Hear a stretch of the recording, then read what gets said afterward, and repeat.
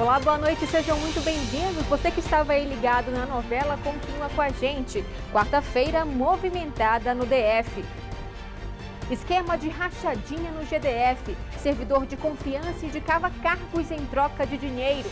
Promessa de escola em Planaltina. Não tem prédio nem recursos, mas já recebeu a destinação de funcionários para a unidade. O setor comercial Sul está pronto para ganhar novo ritmo. Lei garante que novas atividades funcionem no local. Vem comigo, Suane Guerreiro, ficar bem informado no SBT Brasília, segunda edição.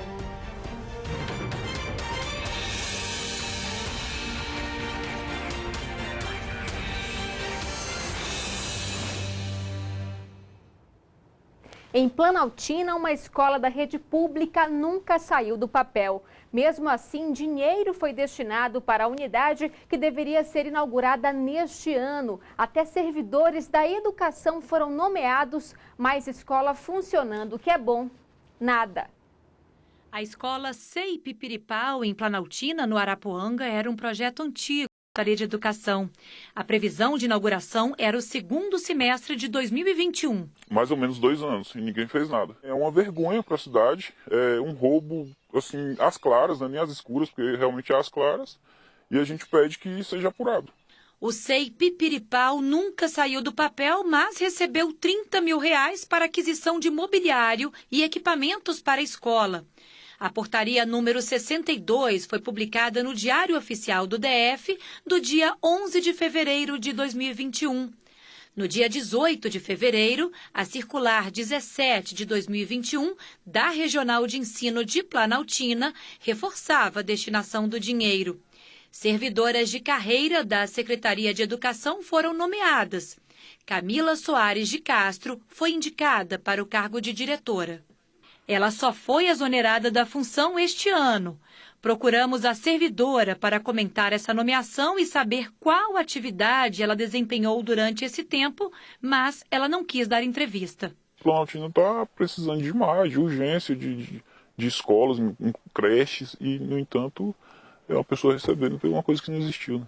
A escola deveria funcionar nesse mesmo terreno, mas, como vocês podem ver, a única coisa que identifica o Centro de Educação Infantil Pipiripau é o escrito ali na caixa d'água. Parte das crianças em fase de pré-escola que iriam estudar lá acabaram ficando aqui no Centro Educacional Águas do Cerrado, que, por conta disso, não pôde abrir turmas de ensino fundamental 2 e de ensino médio, como previsto no projeto original. Mas as turmas estão no limite da estratégia de matrícula, né? Algumas estão até a mais do que isso, mas que a gente está procurando atender a população. Sair um estudante, a gente já coloca outro, porque a demanda é muito grande aqui. Em nota, a Secretaria de Educação disse que já abriu um processo para apurar a responsabilidade quanto à nomeação das servidoras para atuarem no Sei Pipiripau. Já a Subsecretaria de Gestão de Pessoas instaurou um processo para a devolução do recurso que foi recebido pelas servidoras sem a devida atuação no cargo. Sobre a obra do Sei Pipiripau, a Secretaria de Educação diz que prepara uma licitação para concluir a obra. E olha só o que o ladrão fazia para furtar celulares. Ele se passava por um servidor do GDF e, com crachá e tudo, entrava em vários órgãos. Vamos conversar com a repórter Tayane Mello para entender que história é essa. Tayane, parece então que a farra acabou, né? Esse servidor, esse falso servidor, ele foi preso? Exatamente, Sônia. A farra acabou e esse criminoso que estava acostumado a agir sempre da mesma forma foi preso. Boa noite a você, boa noite a todos. A polícia cumpriu o mandado de prisão preventiva contra esse homem de 28 anos que furtava órgãos públicos, como, por exemplo, a Câmara dos Deputados, alguns ministérios, e para isso ele agia da seguinte forma. Ele usava um crachá falso da Secretaria de Trabalho para conseguir inventar uma história mentirosa na portaria das instituições e conseguir entrar, né, nas instituições. Chegando lá, conseguindo entrar, ele começava a furtar diversos objetos, diversos pertences pessoais dos funcionários. Até o momento, ele já furtou 2 celulares, um no dia 4 de abril no Ministério de Minas e Energia e outro no dia seguinte, né, logo no dia 5 de abril, lá na Câmara dos Deputados. Na delegacia, ele confessou os crimes, ou seja, ele já foi no dia seguinte, né, em outra instituição, sem medo de ser reconhecido, para cometer esse mesmo crime. Esse criminoso ele já tinha 126 passagens pela polícia, além de vários indiciamentos, condenações criminais. E se ele for condenado, ele poderá pegar até 8 anos pelos crimes de furto qualificado.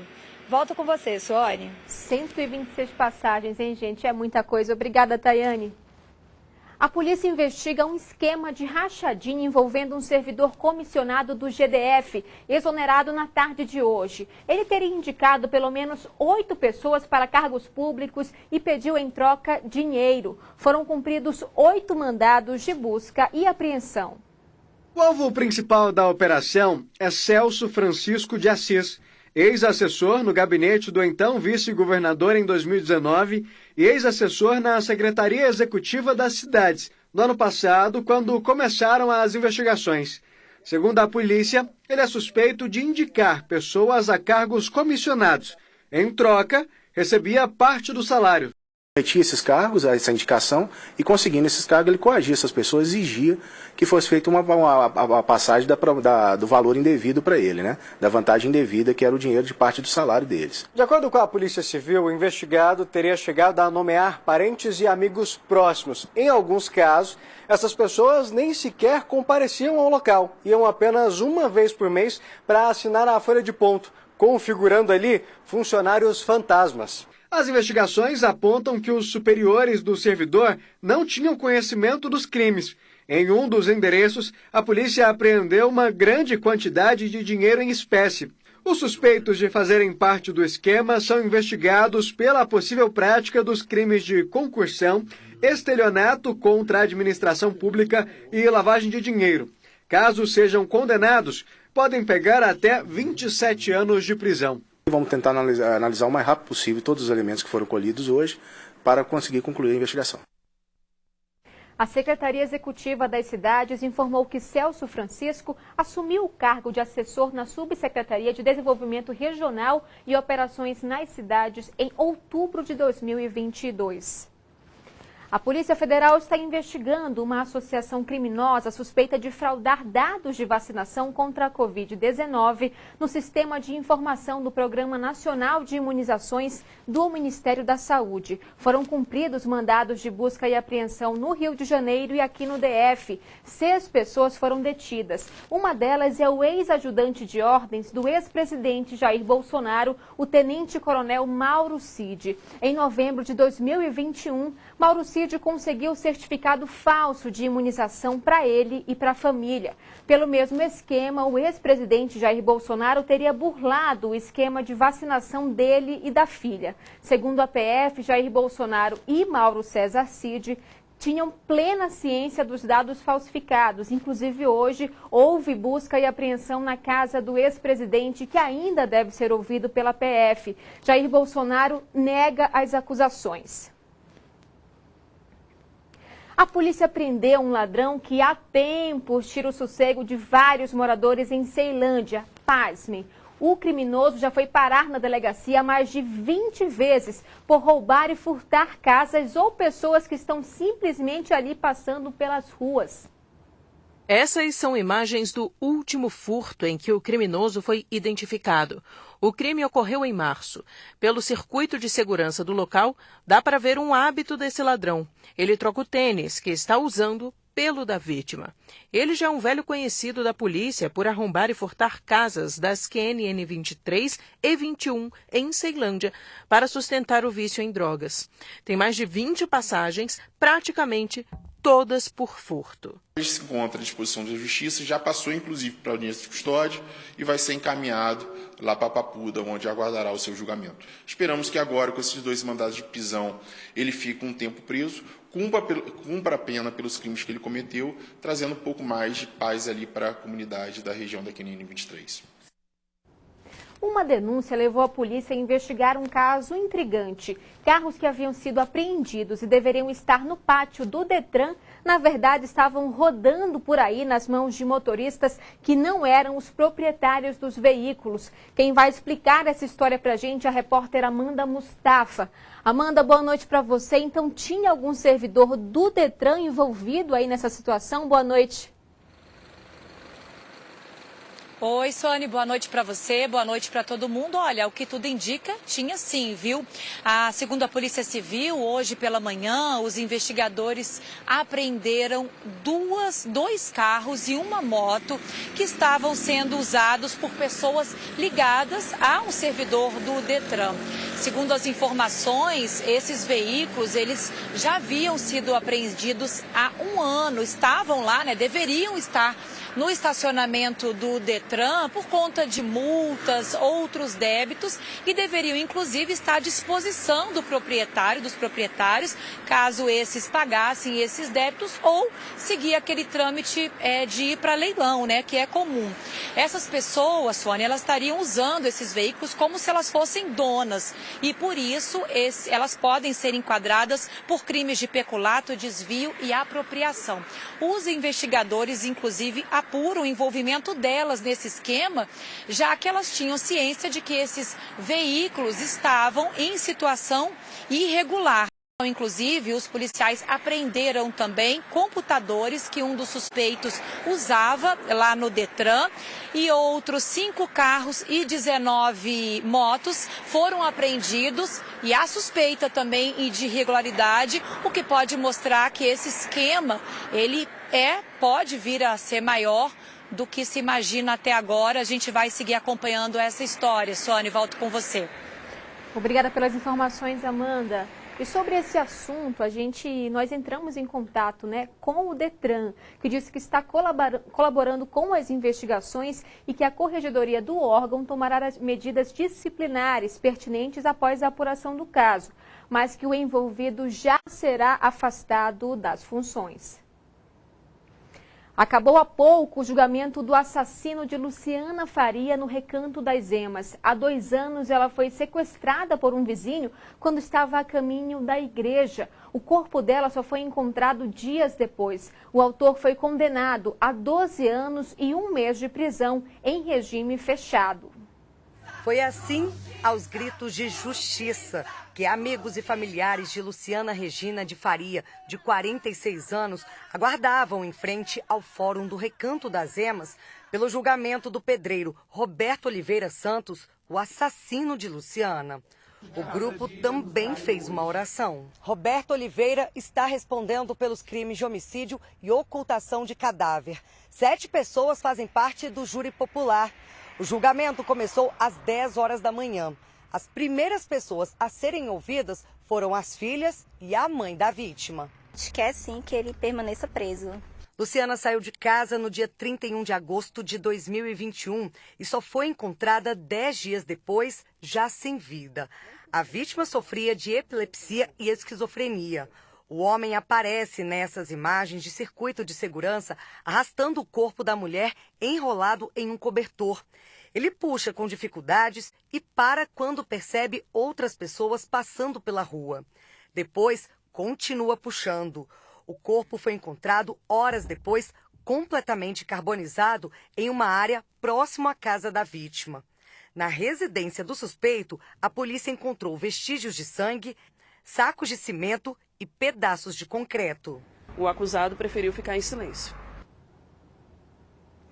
A Polícia Federal está investigando um possível esquema de fraude em licitações e superfaturamentos no programa Luz para Todos do governo federal. Só hoje foram cumpridos mandados de busca e apreensão em Brasília, Salvador e Macapá. O programa garante energia elétrica a milhões de moradores da área rural. De acordo com informações da Controladoria Geral da União, há fortes indícios de fraude em licitações de contratos firmados nos anos de 2018 e 2019, que chegam a quase 80 milhões de reais, que seriam para instalação de redes de distribuição de energia no Amapá. Os investigados, que são fiscais, funcionários do programa, da Eletronorte e sócios das empresas envolvidas podem pegar uma pena de até 22 anos de prisão e pagamento de multa. É duro, né, gente, tirar de quem não tem nem o básico para viver. E apesar de estar na área central de Brasília, o setor comercial sul tem sofrido com o cenário de abandono, insegurança para quem trabalha ou circula por lá e ainda a falta de investimentos na revitalização. Mas a partir de hoje, uma lei prevê que o espaço ganhe novas cores e ritmo. Gabriela Tunes. Aqui no setor comercial sul, 150 mil pessoas circulam diariamente. Então, pensando nessas pessoas, está valendo a partir de hoje uma lei que amplia a quantidade de atividades no local, permitindo a instalação de creches, faculdades, instituições de ensino de nível médio, entre outras. Ao todo, são mais de 300 atividades permitidas. A lei prevê também a regularização das empresas que já estão no local e a chegada de novas empresas que vão gerar mais emprego, porque muitas dessas atividades acontecem nos 3 turnos do dia. Então, amplia a quantidade de pessoas passando pelo local e também afasta aquela sensação de insegurança do setor comercial sul. Mas vale lembrar que a lei não prevê a instalação de moradia aqui no setor comercial. Brasília não tem mar, mas tem um céu peculiar e um lago para a gente chamar de nosso. O Quadradinho é uma mistura de culturas, sotaques e identidades de cada canto do país. De pessoas que chegaram aqui no começo de tudo, formaram famílias e tiveram filhos brasilienses. Hoje é essa geração candanga que conta a história da nossa cidade. É o que você vai ver agora na reportagem de Amanda Mustafa. Nessa minha profissão, tenho oportunidade de ver várias Brasílias. A da arquitetura tombada e reconhecida internacionalmente, a das mazelas, dos grandes centros com transporte público sempre carregado ou unidades de saúde lotadas, a dos parques e áreas verdes que esbanjam beleza e um convite à vida saudável. Eu sou daqui, nasci nesse quadradinho, descendente, como praticamente todo mundo, de pais vindos de outros cantos. Meu pai, um acreano que estava estudando no Rio, minha mãe, uma baiana que morava em Minas Gerais. Chegaram por motivos diferentes, mas aqui se conheceram, se casaram e construíram nossa família.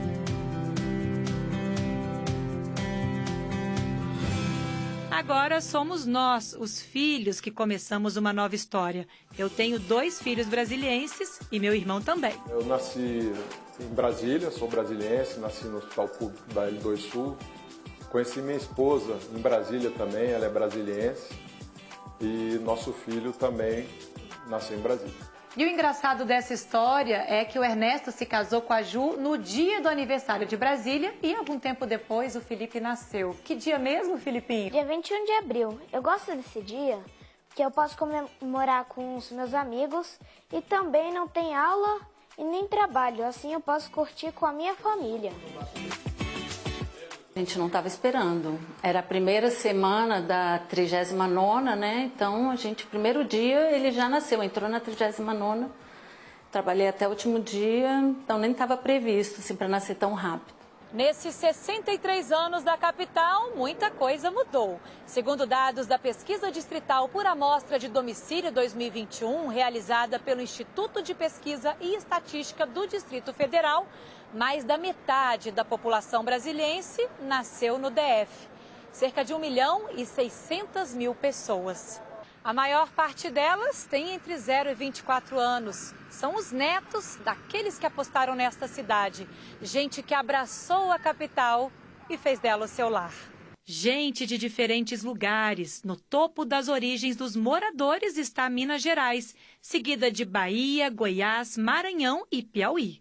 Hoje o processo de crescimento demográfico interno já está bem consolidado a ponto de superar, do ponto de vista de porcentagem, a chegada externa, né?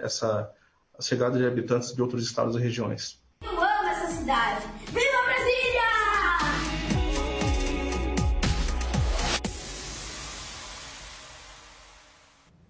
Viva Brasília, né, gente? Mais uma vez. A gente fica por aqui. Muito obrigada pela sua companhia.